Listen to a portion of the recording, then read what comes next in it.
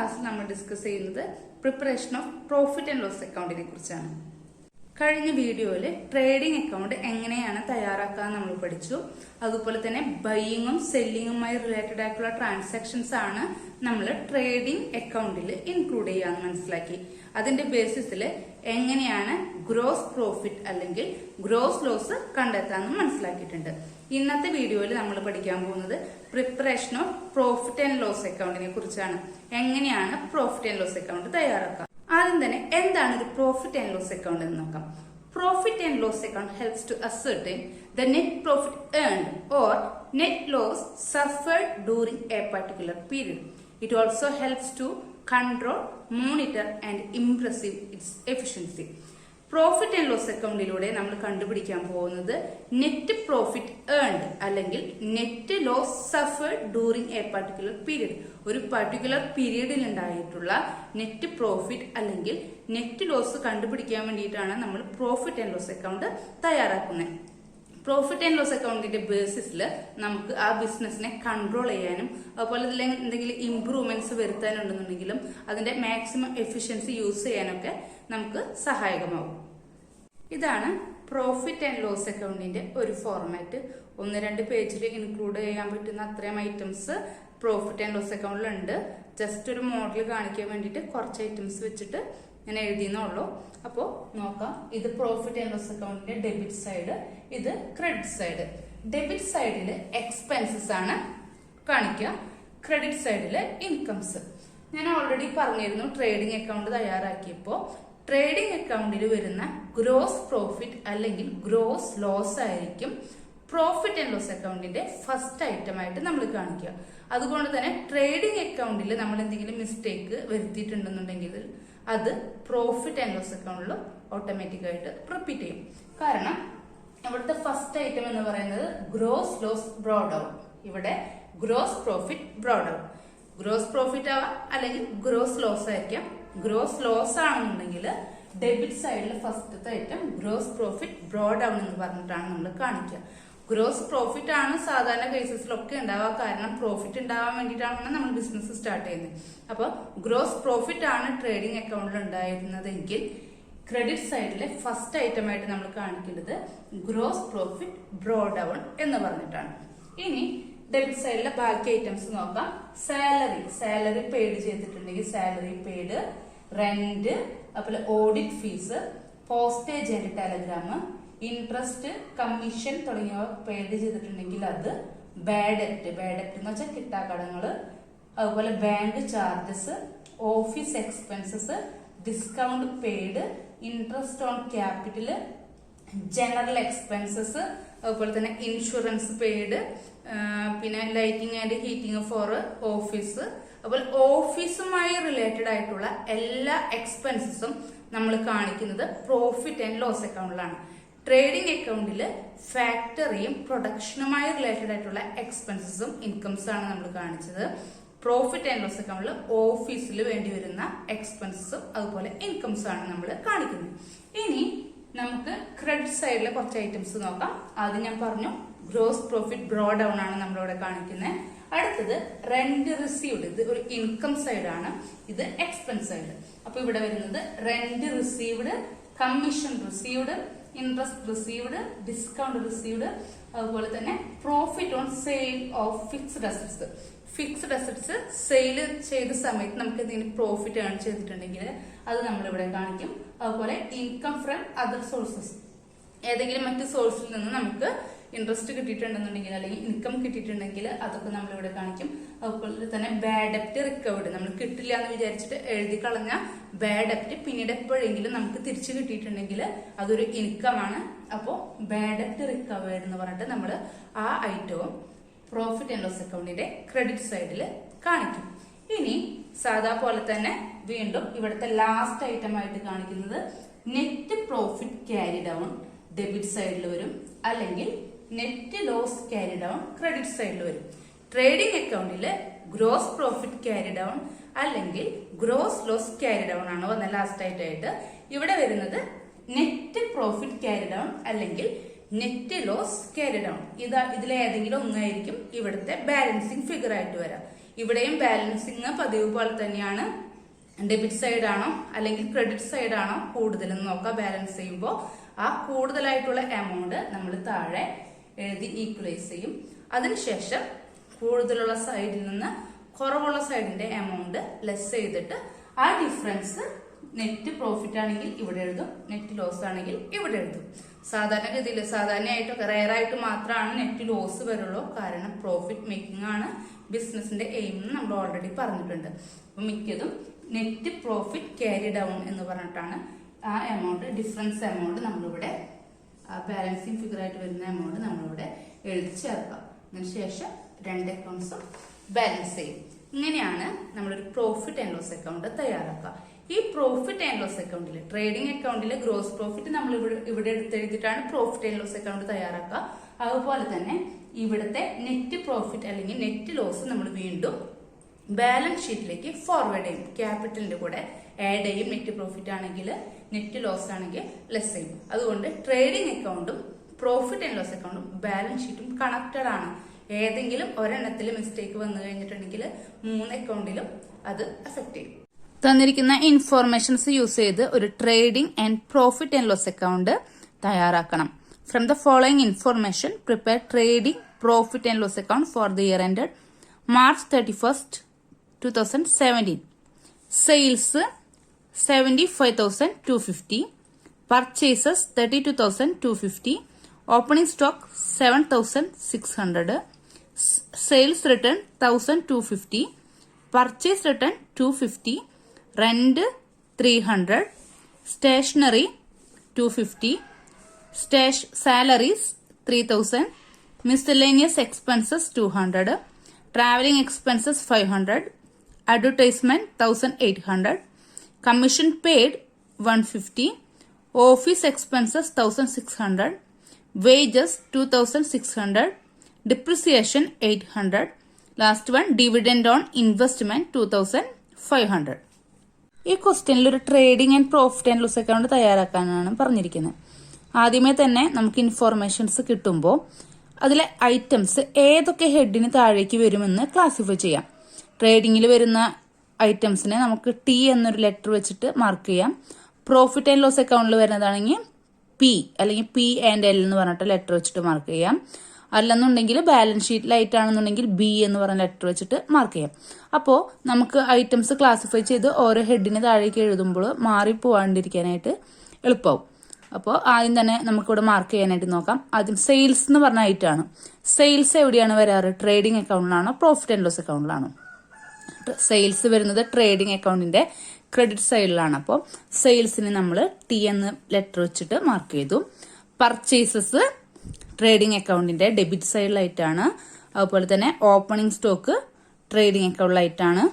Sales return trading അക്കൗണ്ടിലെ credit സൈഡിലെ ഐറ്റമാണ്. പർച്ചേസ് റിട്ടേൺ ട്രേഡിംഗ് അക്കൗണ്ടിലെ ഡെബിറ്റ് സൈഡിലെ ഐറ്റമാണ്. റെന്റ് എന്ന് പറയുന്നത് പ്രോഫിറ്റ് ആൻഡ് ലോസ് അക്കൗണ്ടിലെ ഐറ്റമാണ്. ട്രേഡിംഗ് അക്കൗണ്ടിലെ അല്ല, പ്രോഫിറ്റ് ആൻഡ് ലോസ് അക്കൗണ്ടിലെ P and L, profit and loss account അല്ലെങ്കിൽ പി എന്ന് പറഞ്ഞിട്ട് മാർക്ക് ചെയ്യാം. സ്റ്റേഷനറി പ്രോഫിറ്റ് ആൻഡ് ലോസ് അക്കൗണ്ടിലാണ് വരാം. Salaries profit and loss account. Miscellaneous expenses profit and loss account. Travelling expenses profit and loss account. Advertisement profit and loss അക്കൗണ്ടിൽ. Commission paid expenses ആണ്, അപ്പോൾ profit and loss അക്കൗണ്ടിന്റെ debit സൈഡിൽ. Office expenses profit and loss അക്കൗണ്ടിൽ. Wages എന്ന് പറയുന്ന item വരുന്നത് trading അക്കൗണ്ടിലാണ്. ദിവസക്കൂലി trading അക്കൗണ്ടിലാണ് വരിക. അതുപോലെ സാലറീസ് പ്രോഫിറ്റ് ആൻഡ് ലോസ് അക്കൗണ്ടിൽ. തെറ്റിപ്പോയത്, വേജസ് ട്രേഡിംഗ് അക്കൗണ്ടിൽ വരും, സാലറീസ് പ്രോഫിറ്റ് ആൻഡ് ലോസ് അക്കൗണ്ടിൽ. ഡിപ്രിസിയേഷൻ പ്രോഫിറ്റ് ആൻഡ് ലോസ് അക്കൗണ്ടിൽ എഴുതേണ്ട ഐറ്റം ആണ്. Then dividend on investment profit and loss അക്കൗണ്ടിന്റെ ക്രെഡിറ്റ് സൈഡിൽ വരുന്ന ഒരു ഇൻകം ആണ്. ഇപ്പോൾ dividend on investment profit and loss അക്കൗണ്ടിൽ കാണിക്കണം. ലാസ്റ്റ് ഐറ്റം ക്ലോസിംഗ് സ്റ്റോക്ക് ആണ്. ക്ലോസിംഗ് സ്റ്റോക്ക് ട്രേഡിംഗ് അക്കൗണ്ടിന്റെ ക്രെഡിറ്റ് സൈഡിൽ ലാസ്റ്റ് ഐറ്റമായിട്ട് എഴുതാറുള്ളതാണ്. അപ്പോൾ എല്ലാ ഐറ്റംസും നമ്മളിപ്പോൾ ക്ലാസിഫൈ ചെയ്ത് ട്രേഡിങ്ങിലും പ്രോഫിറ്റ് ആൻഡ് ലോസ് അക്കൗണ്ടിലും വരുന്നതായിട്ട് തിരിച്ചിട്ടുണ്ട്. ഇനി നമുക്ക് എങ്ങനെയാണ് ഒരു പ്രോബ്ലം സ്റ്റാർട്ട് ചെയ്യാമെന്ന് നോക്കാം. ഇപ്പോൾ കാണുന്നത് trading and profit and loss account തയ്യാറാക്കാനുള്ള ഫോർമാറ്റ് ആണ്. Debit side, credit side, particulars, amount, again particulars amount. ഇനി 1 by 1 ആയിട്ട് ഓരോ ഐറ്റംസിനെ നമുക്ക് ഇങ്ങോട്ട് കോപ്പി ചെയ്യാം. ട്രേഡിംഗ് അക്കൗണ്ടിലെ ഫസ്റ്റ് ഐറ്റമായിട്ട് നമ്മൾ റെക്കോർഡ് ചെയ്യാറുള്ളത് ഓപ്പണിംഗ് സ്റ്റോക്കാണ്. അപ്പോൾ ഇവിടുന്ന് ഓപ്പണിംഗ് സ്റ്റോക്ക് നോക്കാം. Opening stock 7600. ഫസ്റ്റ് ഐറ്റമായിട്ട് എഴുതാം opening stock 7600. Then next item opening stock കഴിഞ്ഞാൽ പർച്ചേസസ് ആണ് നമ്മൾ എഴുതാറ്. പർച്ചേസസ് 32,250. പർച്ചേസസിന്റെ എമൗണ്ട് ഇന്നർ കോളത്തിലാണ് എഴുതാറ്. Purchases 32,250 less purchase return. പർച്ചേസിന്റെ എമൗണ്ടിൽ നിന്ന് പർച്ചേസ് റിട്ടേണിന്റെ എമൗണ്ട് നമ്മൾ ലെസ് ചെയ്യണം. പർച്ചേസ്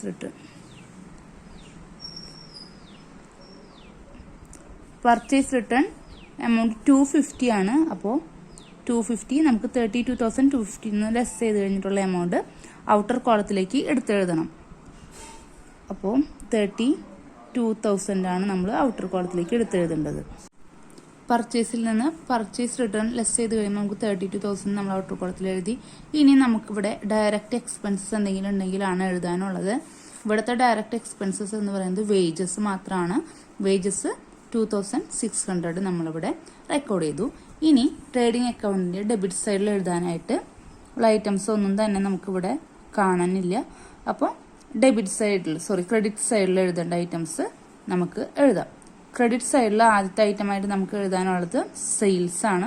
അതിൽ നിന്ന് സെയിൽസ് റിട്ടേണിന്റെ എമൗണ്ട് നമുക്ക് ലെസ് ചെയ്യണം. അപ്പോൾ സെയിൽസ് 75,250 നമ്മൾ എഴുതിയിട്ടുണ്ട്. ലെസ് സെയിൽസ് റിട്ടേൺ അതിന്റെ എമൗണ്ട് 1,250 ആണ്. ഇത് ലെസ് ചെയ്ത് കഴിഞ്ഞിട്ടുള്ള എമൗണ്ട് ഔട്ടർ കോളത്തിലേക്ക് എടുത്തെഴുതാം. 75,250 മൈനസ് 1,250 നമുക്ക് 74,000 ഔട്ടർ കോളത്തിലേക്ക് എടുത്തെഴുതി. ഇനി ഇവിടുത്തെ ലാസ്റ്റ് ഐറ്റം ആയിട്ട് എഴുതാനുള്ളത് ക്ലോസിംഗ് സ്റ്റോക്കാണ്. ക്ലോസിംഗ് സ്റ്റോക്കിന്റെ എമൗണ്ട് എന്ന് പറയുന്നത് 8,000 ആണ്. 8,000 നമുക്ക് ഇവിടെ എഴുതാം. ഇതോട് കൂടിയിട്ട് ഇതിൽ ചേർക്കാനുള്ള ഐറ്റംസ് എല്ലാം എഴുതിയിട്ടുണ്ട്. അപ്പോൾ ഇനി നമുക്ക് ഈ ട്രേഡിംഗ് അക്കൗണ്ട് ബാലൻസ് ചെയ്യാം. ബാലൻസ് ഇവിടെ 74,000ഉം 8,000ഉം കൂടി ആഡ് ചെയ്ത് വരുമ്പോൾ 82,000 ആണ്. 82,000 നമ്മൾ ഇവിടെ എഴുതി ചേർത്തു. ഈ സെയിം തന്നെ ഇപ്പുറത്തെ സൈഡിൽ എഴുതി. 82,000 ആണ് ഇവിടുത്തെ ഹയസ്റ്റ് എമൗണ്ട്. അപ്പോൾ 82,000 രണ്ട് സൈഡിൽ നമ്മൾ എഴുതി. ഇനി നമുക്ക് ഗ്രോസ് പ്രോഫിറ്റ് ഫൈൻഡ് ഔട്ട് ചെയ്യണം. ഗ്രോസ് പ്രോഫിറ്റ് ഫൈൻഡ് ഔട്ട് ചെയ്യണമെന്നുണ്ടെങ്കിൽ 82,000 നിന്ന് ഓപ്പണിംഗ് സ്റ്റോക്ക് അതുപോലെ നെറ്റ് പർച്ചേസസ് 32,000 7,600 അതുപോലെ തന്നെ വേജസിന്റെ 2,600 ഇത് മൂന്നും കൂടി ആഡ് ചെയ്തിട്ടുള്ള എമൗണ്ട് 82,000 നിന്ന് നമ്മൾ ലെസ് ചെയ്യുമ്പോഴാണ് നമുക്ക് ഗ്രോസ് പ്രോഫിറ്റ് കിട്ടുക. അപ്പോൾ ഗ്രോസ് പ്രോഫിറ്റ് ക്യാരി ഡൗൺ എന്നാണ് ഇവിടെ എഴുതേണ്ടത്. ഗ്രോസ് പ്രോഫിറ്റ് ക്യാരി ഡൗൺ നമുക്ക് കിട്ടുന്നത് 39,800 ആണ്. 39,800 നമ്മളിവിടെ എഴുതി ചേർത്തു. ഇവിടുത്തെ ഗ്രോസ് പ്രോഫിറ്റ് ക്യാരി ഡൗൺ 39,800 ആണ്. അപ്പം ഇതോടുകൂടി ട്രേഡിംഗ് അക്കൗണ്ട് കഴിഞ്ഞു. ഇനി നെക്സ്റ്റ് നമ്മൾ ചെയ്യാൻ പോകുന്നത് പ്രോഫിറ്റ് ആൻഡ് ലോസ് അക്കൗണ്ട് ആണ്. ട്രേഡിംഗ് അക്കൗണ്ടിന്റെ കണ്ടിന്യൂവേഷൻ ആണ് പ്രോഫിറ്റ് ആൻഡ് ലോസ് അക്കൗണ്ട് എന്ന് പറയുന്നത്. ഇത് നിങ്ങൾക്ക് വേണമെങ്കിൽ സെപ്പറേറ്റ് അക്കൗണ്ട് ആയിട്ട് പ്രോഫിറ്റ് ആൻഡ് ലോസ് അക്കൗണ്ട് എന്ന് പറഞ്ഞാൽ വരച്ച് ചെയ്യാം, അല്ലെങ്കിൽ ഇതിന്റെ കണ്ടിന്യൂവേഷൻ ആയിട്ട് ചെയ്യാം. എങ്ങനെ ചെയ്താലും ഈ നെക്സ്റ്റ് പ്രോഫിറ്റ് ആൻഡ് ലോസ് അക്കൗണ്ടിന്റെ ഫസ്റ്റ് ഐറ്റം ആയിട്ട് നമ്മൾ റെക്കോർഡ് ചെയ്യുക ഗ്രോസ് പ്രോഫിറ്റ് ക്യാരി ഡൗണിനെ ഗ്രോസ് പ്രോഫിറ്റ് ബ്രോ ഡൗൺ ചെയ്യാണ് ചെയ്യേണ്ടത്. അപ്പോൾ ഇവിടുത്തെ ഗ്രോസ് പ്രോഫിറ്റ് ക്യാരി ഡൗൺ 39,800നെ ഇങ്ങോട്ട് അതിന്റെ ഓപ്പോസിറ്റ് സൈഡിലേക്ക് നമ്മൾ ബ്രോ ഡൗൺ ചെയ്യണം. 39,800 പ്രോഫിറ്റ് ആൻഡ് ലോസ് അക്കൗണ്ട് ആണ് ഇനി ചെയ്യണേ. ഇതിന്റെ ഫസ്റ്റ് ഐറ്റം ആയിട്ട് ഗ്രോസ് പ്രോഫിറ്റ് ബ്രോ ഡൗൺ എന്ന് പറഞ്ഞിട്ട് എഴുതാം.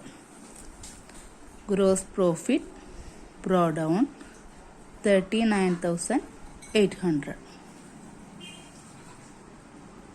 ട്രേഡിംഗ് അക്കൗണ്ടിൽ നമ്മൾ റെക്കോർഡ് ചെയ്യാത്ത ബാക്കി ഐറ്റംസ് ഒക്കെ പ്രോഫിറ്റ് ആൻഡ് ലോസ് അക്കൗണ്ടിൽ റെക്കോർഡ് ചെയ്യാനുള്ളതാണ്.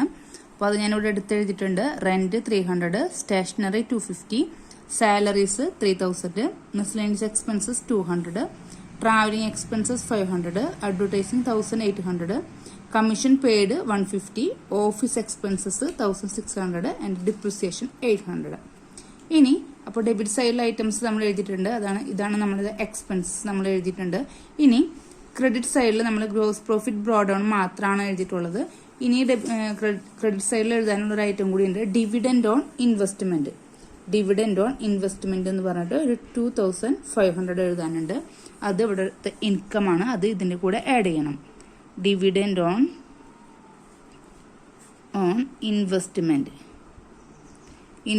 എന്ന് പറഞ്ഞിട്ട് നമ്മൾ എഴുതാണ്. അതിന്റെ എമൗണ്ട് 2500. അപ്പോൾ ഇതോടുകൂടി പ്രോഫിറ്റ് ആൻഡ് ലോസ് അക്കൗണ്ടിന്റെ ഡെബിറ്റ് സൈഡിലും അതുപോലെ തന്നെ ക്രെഡിറ്റ് സൈഡിലും എഴുതാനുള്ള എല്ലാ ഐറ്റംസും എഴുതിയിട്ടുണ്ട്. രണ്ട് സൈഡും ആഡ് ചെയ്ത് നോക്കുമ്പോൾ ക്രെഡിറ്റ് സൈഡാണ് കൂടുതൽ. 42,300 ആണ് അവിടുത്തെ ടോട്ടൽ വരുന്നത്. അതാണ് ഹയസ്റ്റ് എമൗണ്ട്. അത് ഇവിടെയും എഴുതുന്നുണ്ട്. 42,300 നമ്മൾ രണ്ട് സൈഡിൽ എഴുതി. ഇനി ഈ സൈഡിന്റെ ടോട്ടലിൽ നിന്ന്, അതായത് 42,300 നിന്ന് ഡെബിറ്റ് സൈഡിന്റെ പ്രോഫിറ്റ് ആൻഡ് ലോസ് അക്കൗണ്ടിന്റെ ഡെബിറ്റ് സൈഡിലെ ടോട്ടൽ നമ്മൾ ലെസ് ചെയ്യാണ്. ടോട്ടൽ നമ്മൾ ആഡ് ചെയ്തപ്പോൾ കിട്ടിയിരിക്കുന്നത് 8,600 ആണ്. അത് 42,300 നിന്ന് ലെസ് ചെയ്യുമ്പോൾ നമുക്ക് കിട്ടുന്ന ഐറ്റം നെറ്റ് പ്രോഫിറ്റ് ആണ്. നെറ്റ് പ്രോഫിറ്റ് ക്യാരി ഡൗൺ 42,300 നിന്ന് 8,600 ലെസ് ചെയ്ത എമൗണ്ട് നമ്മൾ ഔട്ടർ കോളത്തിലേക്ക് എടുത്തെഴുതണം. അപ്പോൾ നെറ്റ് പ്രോഫിറ്റ് ക്യാരി ഡൗൺ ആയിട്ട് നമുക്ക് കിട്ടിയിരിക്കുന്നത് 33,700 ആണ്. 42,300 നിന്ന് 8,600 ലെസ് ചെയ്ത് കഴിയുമ്പോൾ 33,700 ആണ് നമുക്കിവിടെ നെറ്റ് പ്രോഫിറ്റ് ആയിട്ട് കിട്ടിയിരിക്കുന്നത്. അപ്പോൾ ട്രേഡിംഗ് അക്കൗണ്ടിൽ ഈ സൈഡിൽ ബാലൻസിങ് ഫിഗർ ആയിട്ട് വരുമ്പോൾ അത് ഗ്രോസ് പ്രോഫിറ്റ് ക്യാരി ഡൗൺ എന്ന് എഴുതണം. അത് പ്രോഫിറ്റ് ആൻഡ് ലോസ് അക്കൗണ്ടിലേക്ക് ഫസ്റ്റ് ഐറ്റം ആയിട്ട് ഗ്രോസ് പ്രോഫിറ്റ് ബ്രോ ഡൗൺ എന്ന് പറഞ്ഞിട്ട് എഴുതണം. പിന്നെ ഇത് ഇവിടെ എഴുതാനുള്ള എല്ലാ ഐറ്റംസും എഴുതി കഴിഞ്ഞിട്ട് ഇവിടുത്തെ ബാലൻസിങ് ഫിഗർ ആയിട്ട് നമ്മൾ കണ്ടുപിടിക്കുന്നത് നെറ്റ് പ്രോഫിറ്റ് ക്യാരി ഡൗൺ ആണ്. 33,700 ആണ് നമുക്ക് നെറ്റ് പ്രോഫിറ്റ് ആയിട്ട് പ്രോഫിറ്റ് ആൻഡ് ലോസ് അക്കൗണ്ടിൽ കിട്ടിയിരിക്കുന്നത്. ഇവിടെയാണ്, അതായത് ക്രെഡിറ്റ് സൈഡിലായിരുന്നെങ്കിൽ അത് നെറ്റ് ലോസ് ആയിരുന്നേനെ. ഇനി നമ്മൾ ബാലൻസ് ഷീറ്റ് ഇതിന്റെ ഒപ്പം തന്നെ തയ്യാറാക്കാനുണ്ടായിരുന്നെങ്കിൽ നെറ്റ് പ്രോഫിറ്റ് ബാലൻസ് ഷീറ്റിന്റെ ലയബിലിറ്റി സൈഡിലുള്ള ക്യാപിറ്റലിന്റെ കൂടെ ആഡ് ചെയ്ത് കാണിക്കണമായിരുന്നു. ഈ പ്രോബ്ലത്തിൽ നമുക്ക് ട്രേഡിംഗ് അക്കൗണ്ടും പ്രോഫിറ്റ് ആൻഡ് ലോസ് അക്കൗണ്ടും മാത്രമാണ് തയ്യാറാക്കാനുള്ളത്. അപ്പോൾ ഇവിടെ നമ്മൾ കണ്ടുപിടിക്കേണ്ടത് ഗ്രോസ് പ്രോഫിറ്റും നെറ്റ് പ്രോഫിറ്റ് ആയിരുന്നു. അത് രണ്ടും നമ്മളിവിടെ കണ്ടുപിടിച്ചിട്ടുണ്ട്. ഇതോടുകൂടി ഈ പ്രോബ്ലം കംപ്ലീറ്റ് ആയിട്ടുണ്ട്. ഇനി ബാലൻസ് ഷീറ്റ് തയ്യാറാക്കാനുള്ള പുതിയ വീഡിയോയുമായിട്ട് അടുത്ത ക്ലാസ്സിൽ കാണാം. അതുവരേക്കും ബൈ.